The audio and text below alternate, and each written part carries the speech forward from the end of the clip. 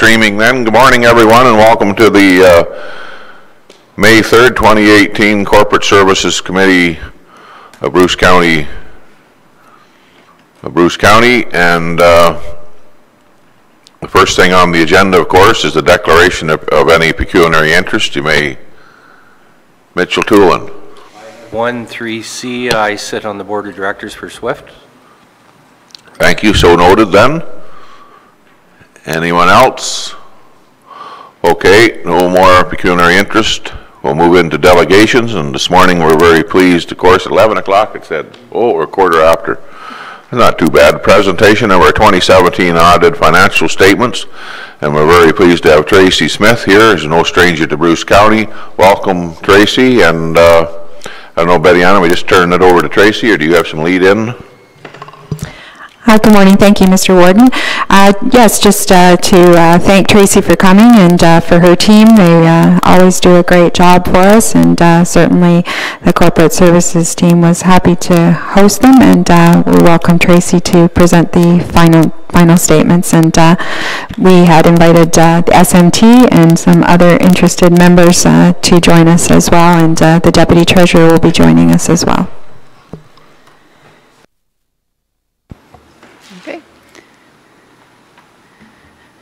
Okay, I'd like to thank the committee for having me here this morning. I'd like to thank the Director of Corporate Services and the other department heads that assisted us during the audit. I also thank the Deputy Treasurer and the staff from many different departments who helped us during the audit.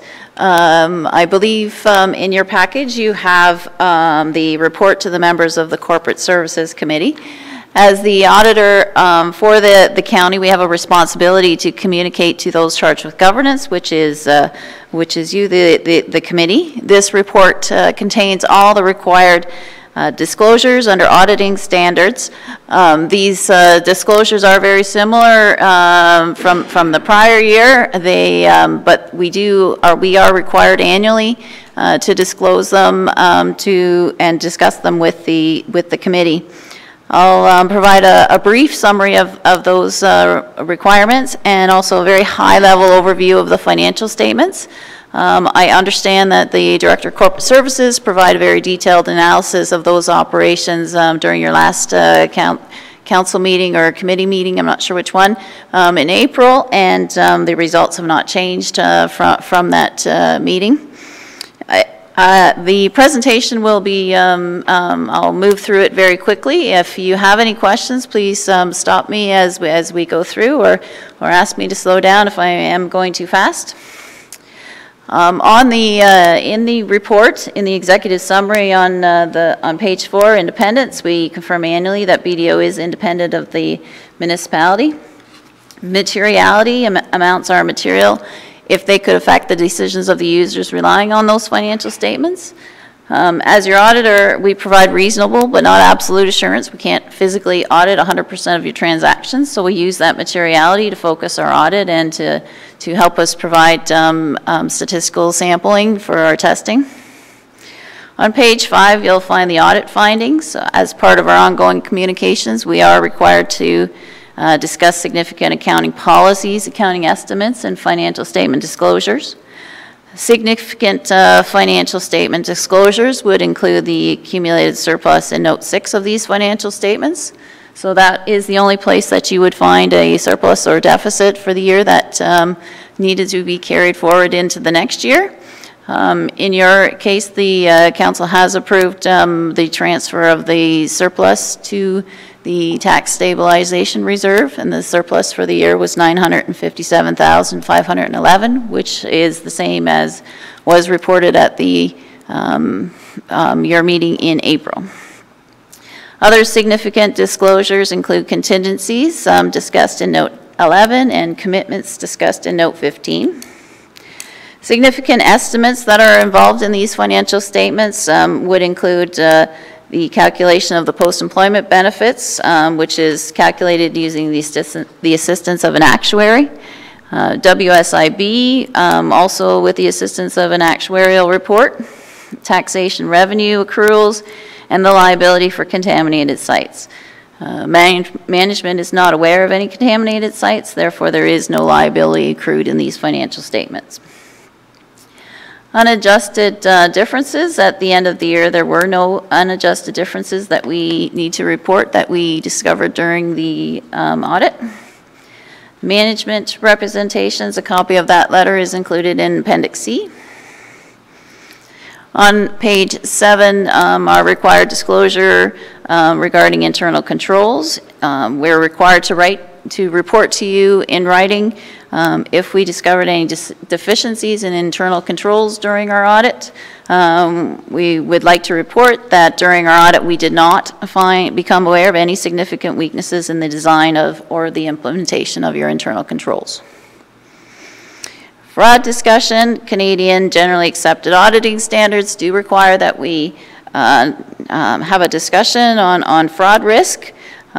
We are not aware of any actual suspected or alleged fraud. If you have any concerns in this regard, if you could please contact me directly. That concludes the required disclosure part of the presentation. A very brief summary. Is there any questions before we move on to the actual financial statements? Okay.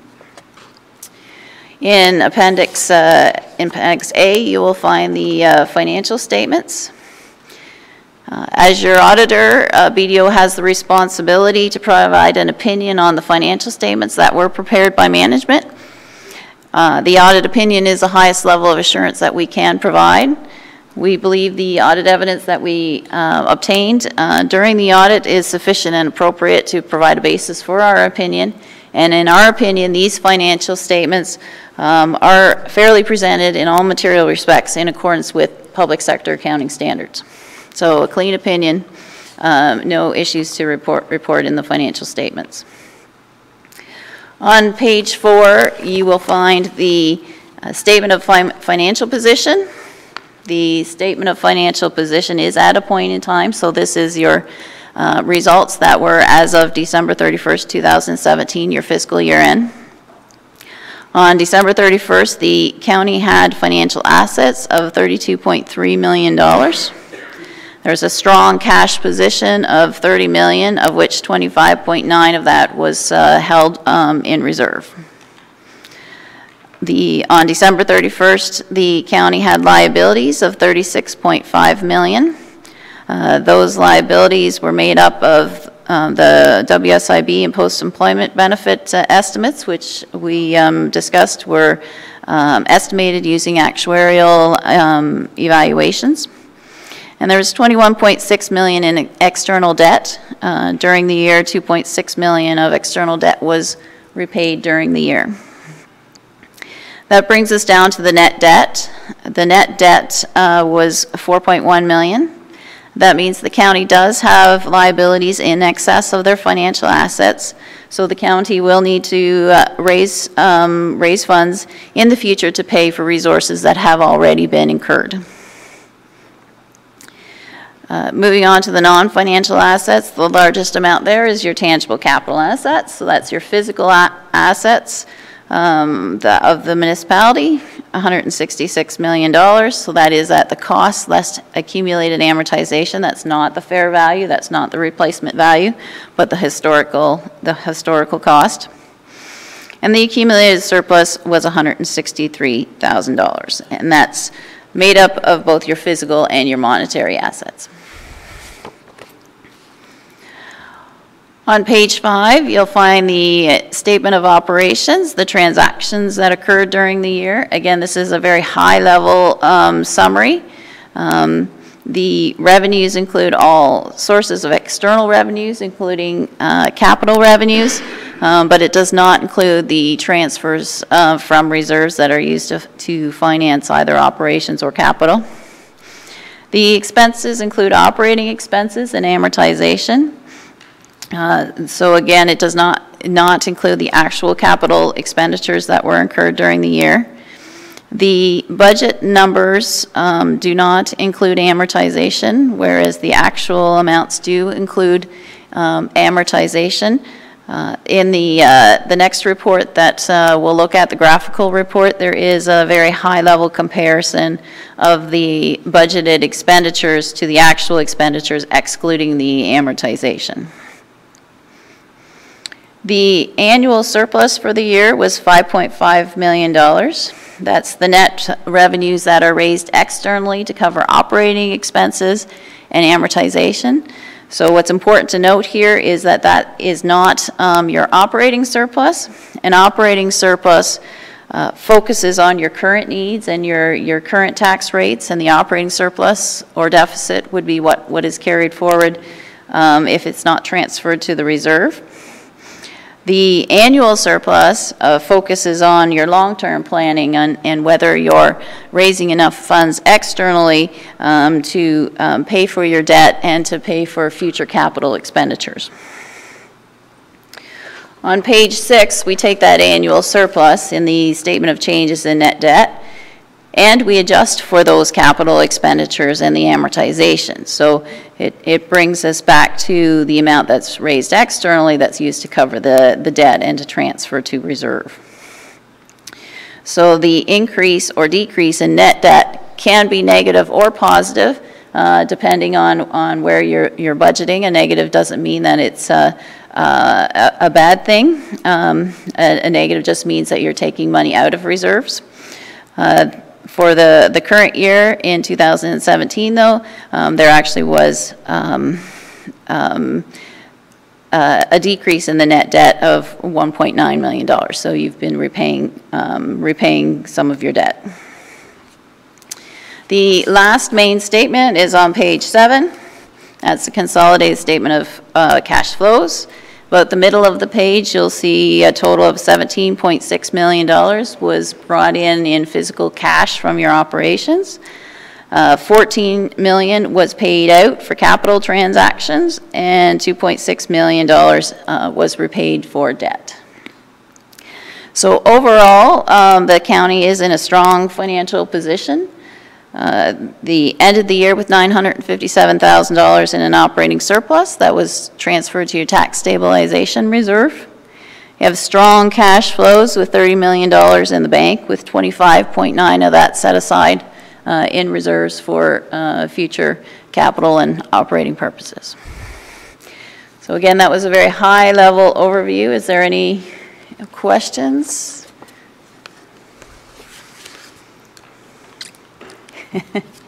Silence is good. We do have a graphical report that has been included in your package. These are the same numbers that are in your audited financial statements. They're just provided in a graphical format to encourage any discussion that you might want to have. I'll go to the page 3 where you are today, which summarizes the amounts that we discussed on the balance sheet, and focus on the accumulated surplus. So the accumulated surplus on the balance sheet was $163 million. So that's made up of many parts. It's made up of your physical assets, the $166 million in your capital that you've invested in your capital assets. There was $3.8 million in unfinanced capital. And that relates to the social housing, the Wellington Place, and your integrated energy plan. So that are amounts that have been spent that you will recover or finance in future years. And total the reserves are $25.9 million in reserves.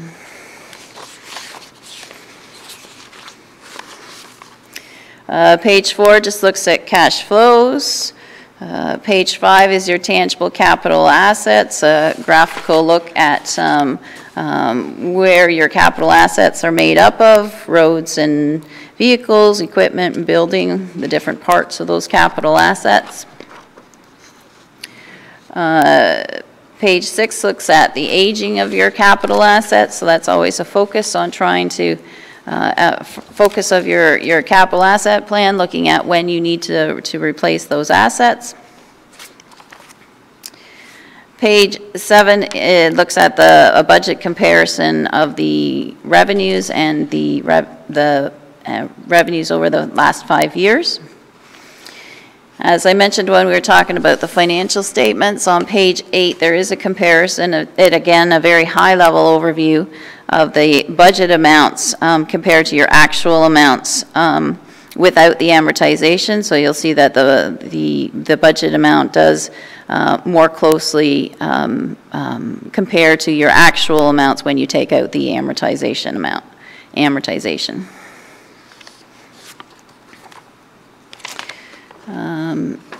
Then there's a graphical look at your expenses, and then the last page is what you have for the future. So a breakdown of your reserves. Your reserves totaling, again, $25.9 million. Any further discussion on any of those points or questions? So you said our reserves, I thought the first time I heard you say it was 25.9. Yeah, it's 25.9. I think I did say it was 26.9 on the, or 24.9. It is 25.9. And with the strong cash position of 30 million, around 30 million, and that will include our working capital, our working operational. Yeah, the 30 million is made up of the 25.9 million set aside for reserves. Yeah. So there's only a few million there for operations. All sounds good to me.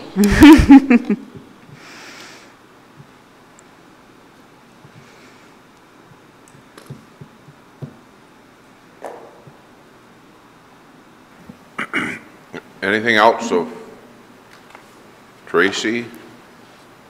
Questions? Mitchell, thank you. The one report we had a shortfall within the WSIB. Is that something we should be transferring some money from the tax stabilization to top up the WSIB?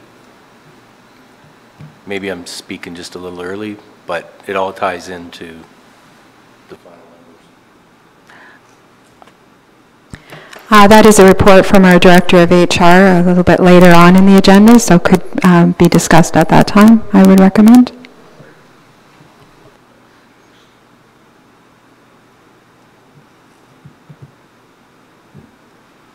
Anything else you want to add, Tracy? They're pretty quiet. But It's always good when it's quiet, because you know that that's a good report. So and the county is definitely in good financial shape. Well, there's nothing further. Tracy, I want to thank BDO for their work, and it's 11:30. We'll be more than happy if you'll stay and join us for lunch. And that, Mrs. Patrick, congratulations and thank you for your dedication and hard work. And along with Mrs. Cobain here, we're very lucky to have such.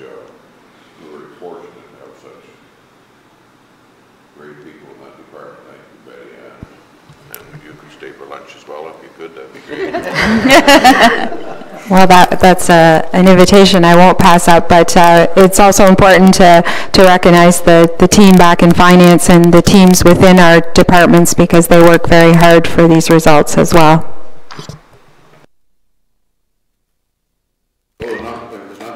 Further on that, I have a recommendation that the financial statements of 2017 and audited results as presented by BDO and Company be accepted and received for information. We have a mover for that motion for that recommendation. Moved by Ann, second by Robert. Any discussion on the motion? All those in favor of the motion then? And that's carried. Thank you, everyone.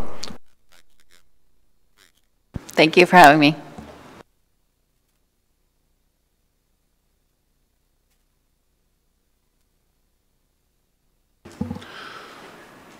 So I think that takes us to action item 3B, Chesty Bridge replacement.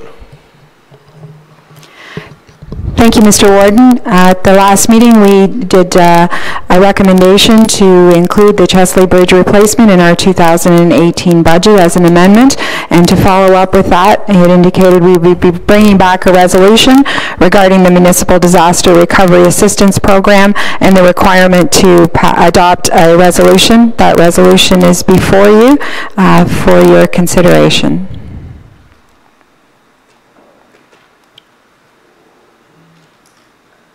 So, I'm sorry, Betty Ann, will you please read the recommendation then? That the following resolution be adopted, whereas the municipality of the County of Bruce experienced significant rainfall coupled with unseasonable warm temperatures causing significant snowpack melt the week of February 18th, 2018. As a result, the Saugeen River experienced high water flows and caused major damage to the Chesley Bridge, identified on February 22nd, 2018, requiring the bridge to be closed to vehicular and pedestrian traffic and created incremental operating and capital costs. The Council of the County of Bruce hereby requests the Minister of Municipal Affairs and Housing to activate the Municipal Disaster Recovery Assistance Program, and further that Betty Ann Cobain, Director of Corporate Services, the Treasurer, is given delegated authority to verify and attest to the accuracy of the attached claim. Moved by David, second by Milt. Any discussion at all on the motion, on the recommendation? Hearing none at this time then, all those in favor of the recommendation? And that's carried, thank you. So takes us to item C, which is the Southwestern Integrated Fiber Technology, Inc. membership. So I should have thought about this sooner. I apologize, Mr. Warden. I formally declared a pecuniary interest because I was a member of the board of Bruce Telecom. But with our changes at the Bruce Telecom level to a corporation, I'm no longer on the board. So that's why I didn't declare a pecuniary interest this time. I maybe should have checked. I think it's legally, once you declare it, often continues, but I just assumed since I'm no longer on the board, I really don't have a conflict. Are you looking for Kelly for a comment? Or I know she can't comment. She's not supposed to comment, but that was just my assessment. So I've been, I really think that change is why Well, I think it's you and you only that has to make the assessment, so we'll live with that, if that's... Yeah. Yeah. And besides that, then you're here to move and second the motions. Well, I guess legally I should have checked it out first. So I think until... So for today, there's no, you're not declaring a conflict? Well, I have declared it in the past, so I think maybe until I check it out legally myself, maybe I should leave then. It's really your decision, Ann, and you've got to do what you got to do, so we'll live with that. Well, we still got our quorum, so... What about, is someone leading into this? Kelly, are you taking this, or are we just doing the recommendation thing, or what conversation are we having around this? Through you, Mr. Warden, I'll defer to the director. Okay, great. Thank you, Mr. Warden. So this has been a request come from SWIFT, and I believe the documentation provides some background information for you. And then I've provided the table that shows the membership, the costs. So the individual membership at $1,500 based on our number of sites. We also provided, because as the report indicates, there are a number of counties who are leading the charge and taking advantage of a group rate, and also providing the membership for their lower tiers. And as a result, the recommendation is providing you with two options. Certainly recommending that the county participate as a member in addition to our capital funding agreement. In the county, it would be a $1,500 membership, and recommending it could be financed from the tax stabilization reserve and then included in future budgets. But the second option that is for your consideration is that we take a step forward and include the membership for our lower tier municipalities, which would be the savings for each of those, and that also be contributed and paid in subsequent years and funded from the tax stabilization reserve. So there is a decision of corporate services as to which membership or which option that you would like to proceed with. Or there's always a third option that we do not become a member, but the recommendation would be that we become a member.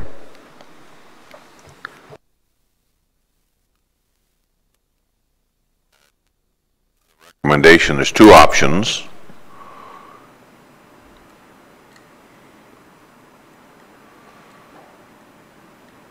And it's a matter of adopting both options, and it's not one or two. This would be, we would accept option 1 or option 2. Option 1 would just be the county becoming a member. Option 2 would be the county becoming a member and then offering to pay the membership for the lower tier municipalities as a result. So this is, I guess, something new for 2018, Kelly. Like, I find it somewhat confusing. It just seems like we've been paying in all along, and then all of a sudden, oh, we need individual memberships. Is this happening across the province with all the counties and regions and municipalities that are in this? Or I'm just troubled by why this has even been presented. Through you, Mr. Warden, it has come as a little bit of a surprise to the Western road. Good Lord, it's a tongue twister. The Western Wardens Caucus, it was presented in at the March meeting, and the reality is, from the perspective of SWIFT, that they needed a mechanism that would allow them to obtain the presence of locations for all of the local municipalities. The ability to serve as a member, in addition to that, what Director Cobain and I participated in a conference call to gather a bit of a better understanding, is they're modeling it after AMO and to a certain degree the LAS group, where they would provide additional services to all members in terms of items such as the example that was provided is working with a major provider to change the data plan to be more advantageous to the communities, which we had done. Betty Ann and her team had already done that with our carrier, but that was the example that they had provided. The risk by not becoming a member is in terms of the ability for the SWIFT organization to effectively obtain the data that would help them to put together with the successful firm of the RFP, put together the construction build-out program. Otherwise, their fear is that they are lacking data and an ability to obtain that data.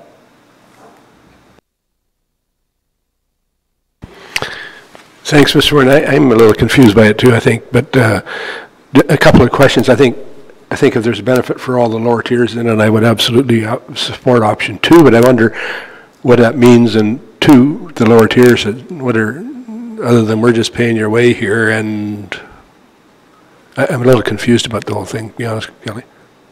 Through you, Mr. Warden, I don't know, Betty Ann, if you want to.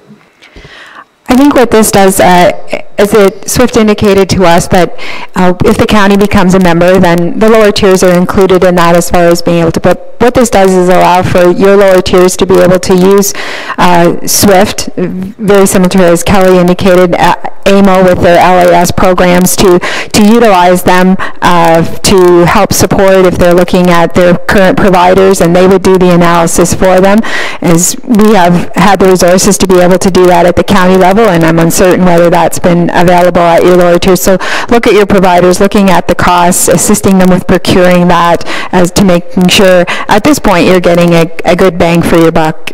And that would that umbrella would then cover your lower tiers if the membership was paid. So option 2 then is what you're suggesting? Yes. I understand that. Yeah, okay. I appreciate it, Betty, and I'm sorry for interrupting. But I mean, it's not a lot of money, and if there's some benefit to it, I think by all means I'd support option 2. I think if I could add, it keeps, you know, there's, we do have a separation between the lower tiers and upper tiers, but in this case, it does keep us consistent and keeps us on that path if we were to pay the membership, because otherwise, if they're going to come to each one of your doors and ask you to become a member, and then we may have pockets where we have those who are included and those that aren't, and to be able to have that consistency, I believe, is important. Through you, Mr. Warden, the only other comment that I would add to it is that by the county completing the funding for the memberships, each local municipality is still the member. So we would not be involved with SWIFT on behalf of your communities. Your staff would work directly with SWIFT. We're just funding it under this option. Is a reasonable way to go, because what happens if it goes out to the memberships and 6 are willing to pay and 2's not? Like, what kind of, you know, can of worms does that create? So I'd like to see us go with option 2 and keep moving forward. Is that a motion to approve option 2 by Janice? Second by Mike. Any discussion? Option 2 then, we'll read it again, that the annual membership to SWIFT Southwestern Integrated Fiber Technology included be approved for the county and the 8 lower tier municipalities in the 2018 at the 2018 rate of $5,200 to be financed from the tax stabilization reserve and included in subsequent budgets. Any discussion on the motion? It's been moved and seconded. All those in favor of the motion? That's carried. So now the next item, it's not a SWIFT, so we can invite the other members back, right? I thought there was 2 SWIFT items on the agenda.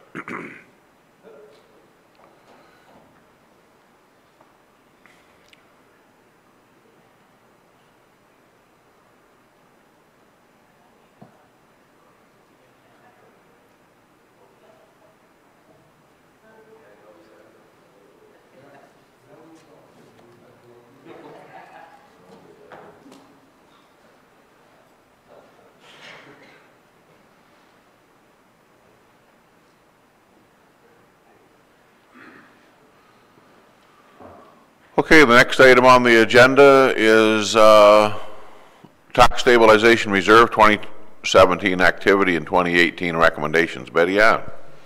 Thank you, Mr. Warden. You will recall in November I provided you with an update at that point as to a number of initiatives that we were able to undertake in 2017, and as a result bringing forward another update of the activity and also some recommendations. So we've heard the results of 2017 and the operating surplus that has been transferred to the tax stabilization reserve. So given the total of $1.6 million, and we've shown a table which shows the activity through 2017 and then the projects that are included in the 2018 budget, and we can also add the $5,200 now that was just approved for SWIFT. So the current balance of $900 and approximately $85,000 that would be available, and some of the recommendations that we're making today. You will recall there were some items we moved from the 2018 budget because of financial restraints. So we're looking at now suggesting at that time that we could relook at the tax stabilization. Those projects include the museum. There was a roofing project that was actually delayed to 2019, and yet it was important to be advanced for 2018. At that time estimated at $38,000, and now with the RFQ being completed, we know that the amount is $43,000, assuming that the funding, the provincial funding is does come through. Human resources, we had noted, identified that we needed to start building that reserve for future payroll system replacement, and that had been removed from the capital forecast, and we'd like to incorporate that.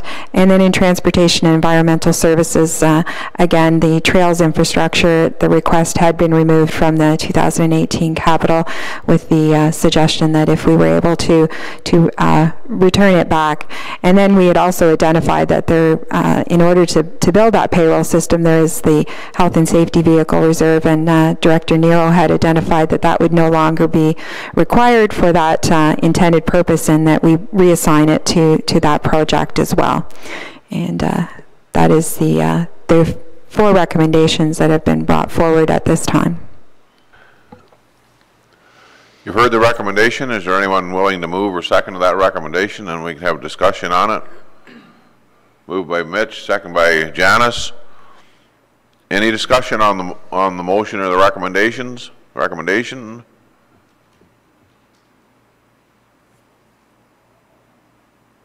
Okay, so I'll call the vote. All those in favor of adopting the recommendation? Those opposed? That's carried. And information items, Betty Ann. Just providing you the information from the Grey Bruce Health Unit, and that small amount of the surplus of $4,600 will be included in our 2018 year-end results. Okay, so that was for information. And is that pretty much the end of the agenda? Next meeting is June the 7th. And if there's nothing further then at this time, we'll look for a motion to adjourn. Moved by Ann, second by Bob. All those in favor?